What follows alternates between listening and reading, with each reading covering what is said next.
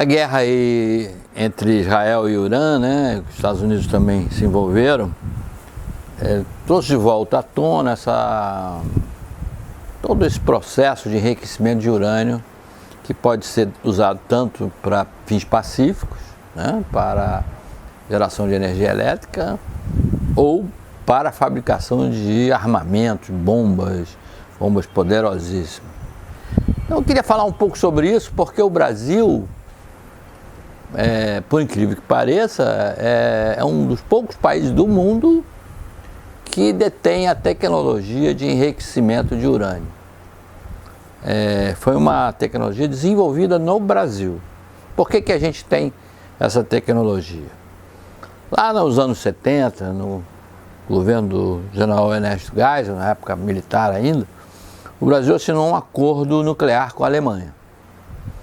A Alemanha tinha desenvolvido tecnologias próprias para a geração de energia elétrica por reatores nucleares e fez um acordo com o Brasil. O Brasil iria construir 9 usinas nucleares.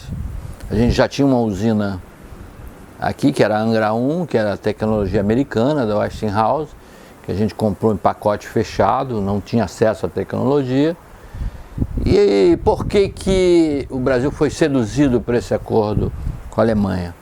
Porque os alemães, que tinham interesse em difundir a sua tecnologia, fizeram um acordo em que eles aceitavam transferir essa tecnologia para o Brasil gradualmente à medida que a gente fosse construindo as 9 usinas.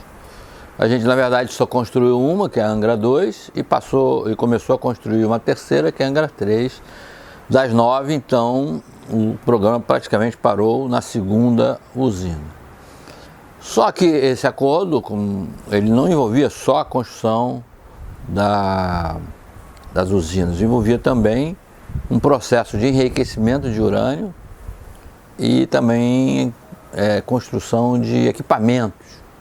Então a gente fez várias empresas aqui, não só aqui a empresa que deveria administrar, né, operar as usinas, mas também aquelas que iriam produzir equipamentos, o caso da Nuclep, que ainda existe, está lá em Itaguaí, e hoje até faz peças para os submarinos brasileiros, e que hoje a indústria INB, que deveria fazer o elemento combustível, aquele elemento que vai dentro do reator para se gerar energia elétrica. O problema é que a tecnologia alemã para enriquecimento de urânio, para fins pacíficos, inclusive a Alemanha, por causa da guerra, sempre teve algum tipo de problema para se envolver nessa área nuclear, né?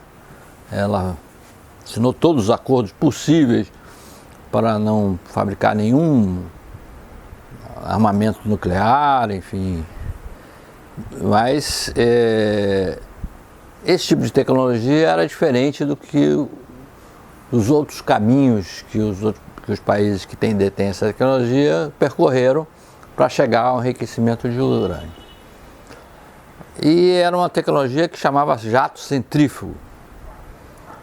Esse processo de enriquecimento é por centrifugação. Geralmente ultracentrifugação vai fazendo com que o átomo de urânio ele se enriqueça, né?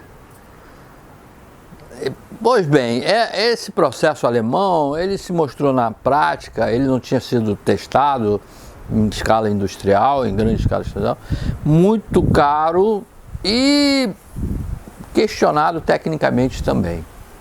Então, no meio do caminho, o Brasil meio que abandonou esse processo e a Marinha, que já estava estudando muito a questão de produzir, né, construir um submarino de propulsão nuclear, ou seja, um navio que é movido não por queima de óleo diesel, mas sim por um pequeno reator nuclear. A Marinha se envolveu nesse processo e acabou chegando a uma tecnologia de ultracentrifugação. Aí o que o Brasil fez? O Brasil abandonou o processo alemão e passou a investir nesse processo desenvolvido pela Marinha de ultracentrifugação. Aproveitou muito dos primeiros equipamentos que foram comprados para se fazer o enriquecimento do urânio e adaptou. Na verdade, a gente chama isso de cascatas, são várias centrífugas seguidamente. Primeiro o urânio natural, né, ele é transformado em gás, depois vira um pó, e são várias etapas do enriquecimento. Bom, o Brasil já tinha feito a parte final desse processo, que é a produção do elemento combustível. São umas pastilhas em que esse urânio enriquecido fica protegido dentro de uma cápsula e são colocados naquelas varetas. A gente já viu isso em vários filmes, essas varetas que são colocadas dentro do reator. O reator é uma solução de bório, né, de água com bório, e o processo de geração de energia é que você bombardeia inicialmente um átomo do urânio enriquecido e gera uma reação em cadeia. Esse bombardeio faz com que o átomo se divida. Quando ele se divide, ele tem um processo de geração de calor muito forte, e nessa divisão outros átomos são bombardeados, vai gerando essa divisão, e assim é um processo, uma reação em cadeia que pode ser infinita até, né? Então você tem que controlar isso. Um reator de uma usina nuclear é um pequeno vulcão que você controla a temperatura dele, esse processo. Você tem como diminuir essa reação em cadeia em determinado momento, você pode até apagar, desligar o reator, né? Você faz com que tem um outro elemento que absorve alguns átomos, e aí essa reação em cadeia é interrompida. Pois bem, o Brasil já detém várias etapas desse processo, mas não completou ainda. Não completou porque é muito caro, é um investimento muito elevado. Tem que fazer essas centrífugas, são várias centrífugas, mas está muito próximo disso. Isso é feito lá nas instalações da ANB em Resende, em Engenheiro Passos, né? Tanto a parte do elemento combustível como do processo de enriquecimento. Pois bem, o que chama a atenção é isso. Todo esse processo complicadíssimo é para enriquecer o urânio a 3,25%, 3%, 4%. Não chega nem a 4%, porque aí ele fica apto para ser usado num reator de água pressurizada, né, que se chama, né? Nossas usinas são no nosso sistema de água pressurizada. Não chega a 4%. Né? Para chegar a uma bomba, tem que chegar muito além disso, quase 90% de enriquecimento. Olha só, para a gente fazer esse enriquecimento a menos de 4%, é um investimento enorme, numa instalação muito grande, numa pequena instalação, e um investimento muito elevado. Então, quanto que um país precisa gastar para chegar a um enriquecimento de 80%, 90%, como seria o caso do Irã? Muito dinheiro, é muito dinheiro. Será que vale a pena isso, né? Mesmo se você tiver alucinado, né, tiver fanatismo total para isso. Então, o Irã, como se acha que tem a questão divina de salvar o mundo, né? resolveu investir no enriquecimento de urânio a mais de 4%. Porque se fosse só até 4%, gente, seria muito fácil você detectar, você mostrar ao mundo que você está enriquecendo urânio só para fins passivos. Porque aqui no Brasil, por exemplo, a gente sofre inspeções periódicas da Agência Internacional da Energia Atômica. É claro que como a tecnologia é uma tecnologia que não é divulgada, você não pode ser roubada, nessas cascatas lá, você, por exemplo, não vê como é que a máquina está funcionando. Mas você vê o urânio que entra, né, o grau que ele está, urânio natural, e como ele sai. Ele sai no enriquecimento, você sabe exatamente o início e o fim, que é o mais importante. O urânio enriquecido que está saindo ali está num grau muito baixo, só pode ser usado para fins passivos. Nessas inspeções da Agência Internacional, eles acompanham isso o tempo todo.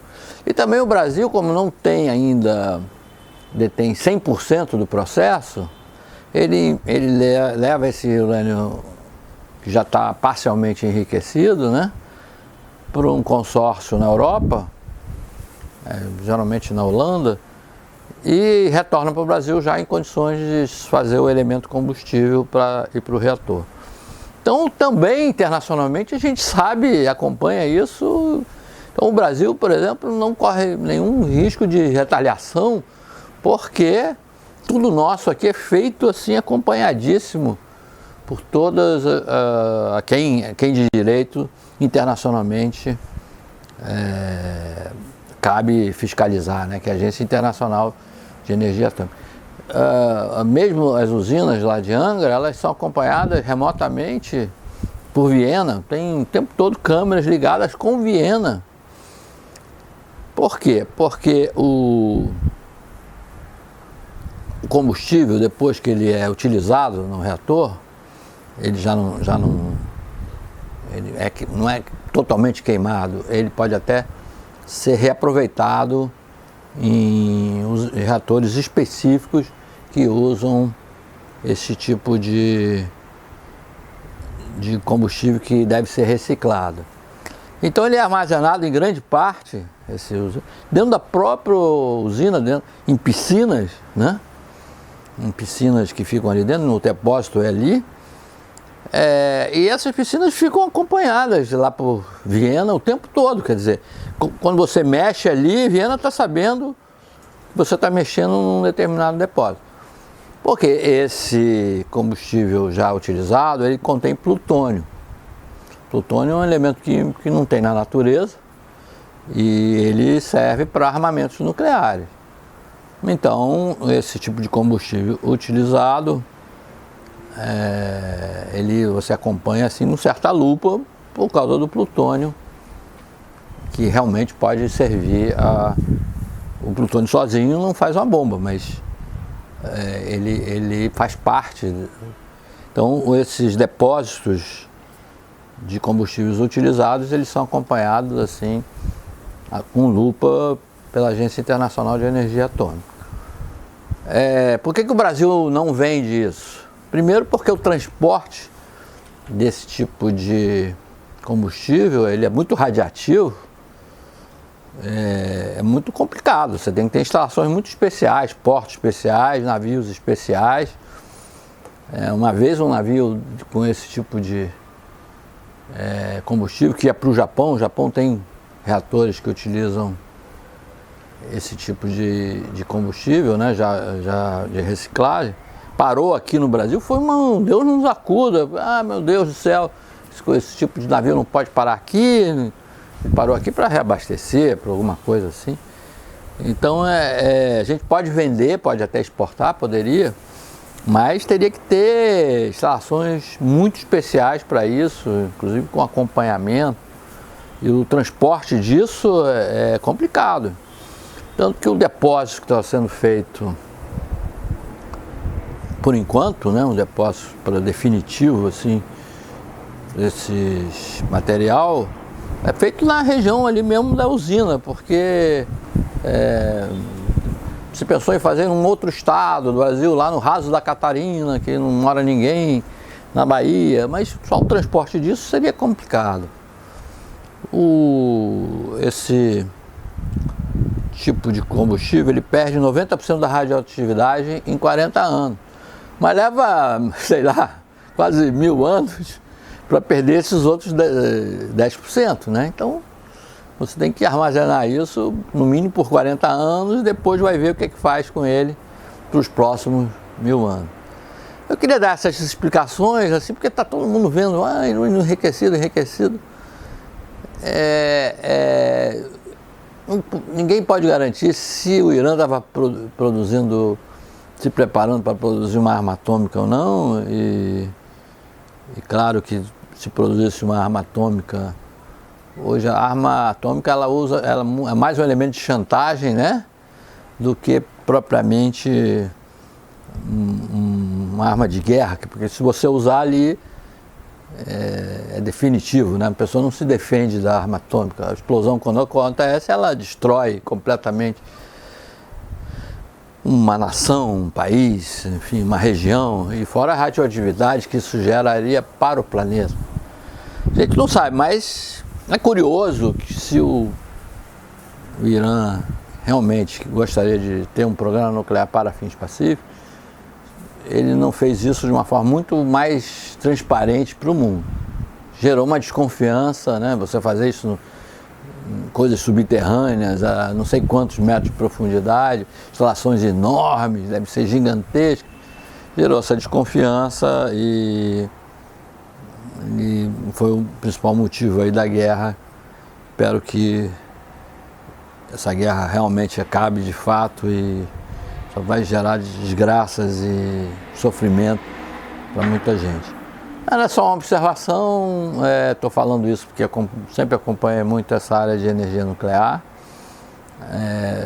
Lembrar que o Brasil enriquece urânio, mas que a gente não tem sequer risco de produzir uma arma nuclear. E até fazer uma observação, né? Porque vamos começar a construir um submarino nuclear. O submarino nuclear, na verdade, é um submarino de propulsão nuclear. Ele não carrega um armamento nuclear. No caso do Brasil, será. Ele é um combustível que... Ele é um meio, como dizem na Marinha, né? Um meio naval que vai a profundidades muito grandes. Então ele não é detectado facilmente por nenhum sonar, né? Ele não pode ser atacado facilmente. Por isso que ela é uma arma poderosa. O país que tem um submarino nuclear, ele é temido, porque esse submarino ele pode chegar em lugares sem ser percebido. E o submarino nuclear, teoricamente, ele não precisa vir à tona nunca. O que acontece com o submarino convencional? Ele tem que subir à tona para queimar diesel, carregar as baterias e submergir. Então ele de vez em quando tem que vir à tona para ter esse processo. Você não pode queimar diesel no fundo do mar, né? Você tem que usar oxigênio. Quando você submerge, você vem à tona, você vira alvo fácil. O submarino nuclear ele pode ficar, sei lá, ele só precisa voltar à tona para trocar a tripulação, para arrumar alimentos, para isso, porque realmente ele não precisa, porque ele é movido lá por um reator que dura meses funcionando, né? E o grande desafio é exatamente produzir esse reator que caiba nesse equipamento, né? Ele tem que ser pequeno. E esse tem sido o desafio. A tecnologia para construir o casco, a gente já tem e foi está sendo adquirida da França. Mas a questão do reator ninguém fornece, é problema seu, você que tem que desenvolver. O Brasil está desenvolvendo isso, nós teremos um submarino nuclear. O submarino nuclear substitui 4 submarinos convencionais, geralmente. Você tem um E todo mundo que tem um submarino nuclear, ninguém briga. Você sai fora porque é uma arma poderosíssima, né? Então espero que eu tenha sido útil aí, só como esclarecimento, e torcendo para que essa coisa nuclear no mundo não seja um pesadelo, né? Essa parte de bombas, de armamentos, isso é que é terrível. Tem sido realmente um pesadelo, essa história no Oriente Médio deixa todo mundo aflito com razão.